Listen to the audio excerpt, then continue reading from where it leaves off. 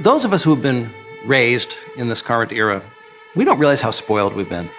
We've been raised from the World War II boom of prosperity to today, one of the greatest periods of peace and prosperity in human history. And we've also taken it for granted that our democracy was solid, that liberal democracy is now becoming the touchstone for the planet. That's what we believed 3 years ago. But Plato predicted thousands of years ago that democracies always end in autocracy. And we're so naive, we don't understand that every democracy is always vulnerable to being taken over and turned into an autocracy. We are in the third era of the rise of charismatic, threatening strongmen in history. The first was during the fascist period in the 20s and 30s. After World War II, you had anti-colonial strongmen like Mobutu and Gaddafi.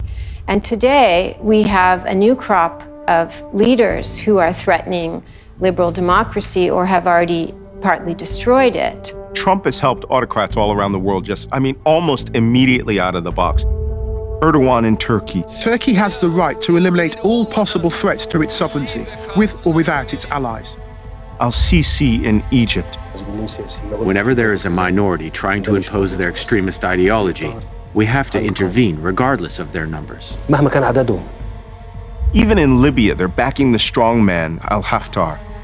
His most important aim is to take over the capital, of course, because the one who takes over the capital is the one in power. You have presidents like Bolsonaro in Brazil. These red outcasts will be banished from our homeland. It will be a cleansing never seen in Brazilian history. You have strong men in the Philippines like Duterte. Hitler massacred 3 million Jews. Now, there is 3 million, there's a 3 million drug addicts. I'd be happy to slaughter them. Vladimir Putin.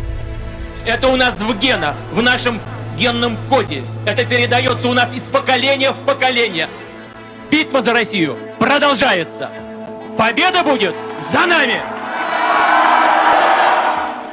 Russia is actually fueling right-wing extremist governments in Europe. They're funding them. AfD in Germany, Alternative for Deutschland.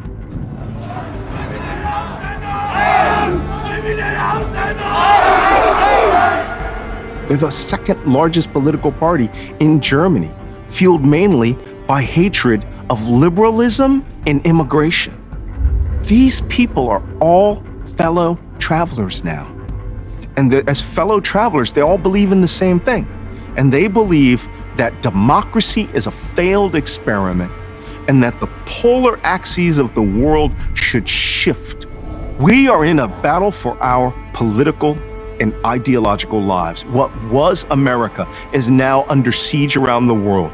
This is a dangerous, dangerous time for the world. Are we moving to a time where the 1930s have been forgotten and people are viewing it as a template, not a warning? The only way we can perpetuate a democracy is by people sharing those values and thinking that that is something to be upheld. I mean, Trump is a symptom of a lot of things, including a rise of a kind of ethno-nationalism and authoritarianism, but he's a symptom who's become a very important cause. If the United States is standing against ethno-nationalist sentiments and authoritarian regimes around the world, I think that puts a certain amount of check on them. With the American president on their side, it's a kind of exponential shot in the arm for them and an exponential weakening of liberal democracy around the world. I actually go back to, believe it or not, chimpanzees. You know, when Jane Goodall was observing chimpanzees, one of the things she showed us is how loving they were, and how human they were. And she bonded with them and formed these relationships with them. And then the males would compete for dominance. They'd pound their chest and they'd throw dirt up in the air and they'd throw heavy rocks into the river to show who was more powerful. But no one ever really got hurt. It was all called display behavior, just to sort of show who was the toughest, and that person would become the alpha. What happened, though, after many years is that troop that she observed became so big that they split into two troops.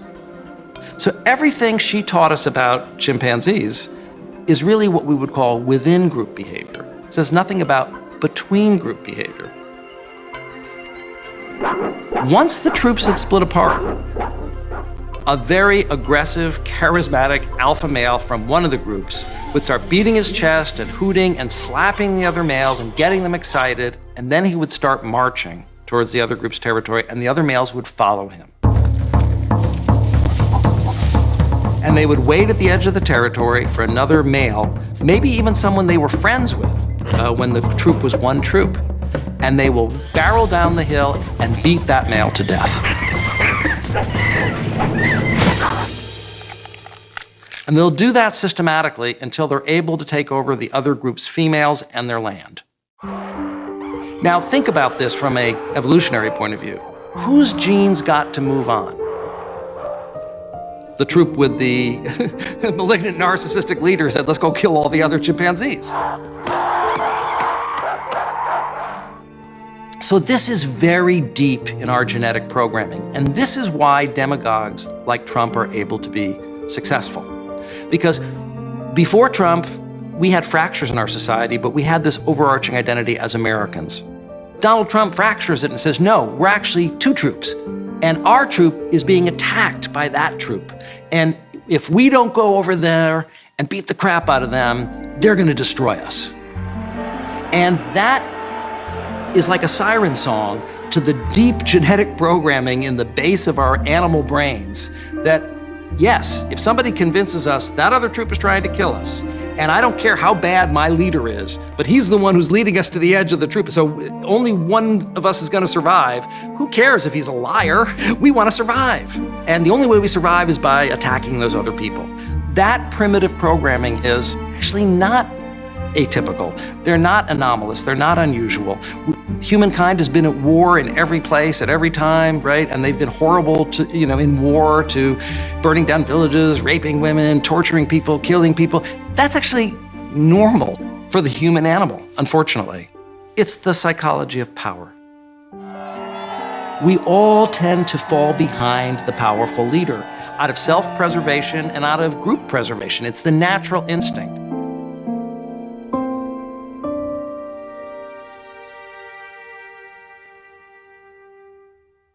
What are you most fearful of about this president being in control? Nuclear war. I mean, that's the long term. I mean, that's the biggest risk, is that he gets in a confrontation with a foreign leader, North Korea, or with China, where his ego's on the line.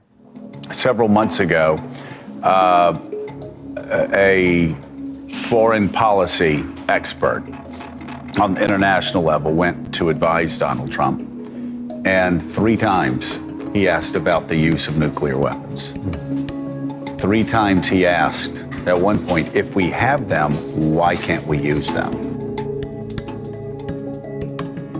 North Korea best not make any more threats to the United States. They will be met with fire and fury, the likes of which this world has never seen before. A president of the United States, even if he's being a showman, saying that we will bring fire and fury to your country, that is an implicit nuclear threat.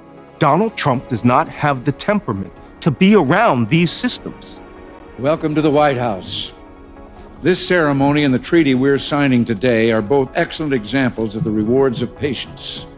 It was 1987, and President Reagan and Soviet leader Mikhail Gorbachev celebrated the Intermediate Range Nuclear Forces Treaty as calming Cold War tensions. The INF scrapped thousands of ground-launched nuclear and conventional missiles, ranges of from 300 to 3,400 miles.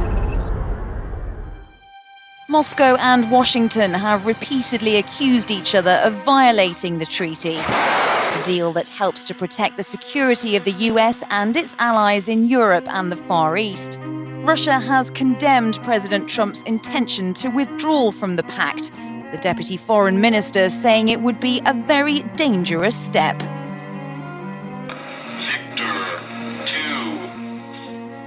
The President of the United States is a nuclear monarch.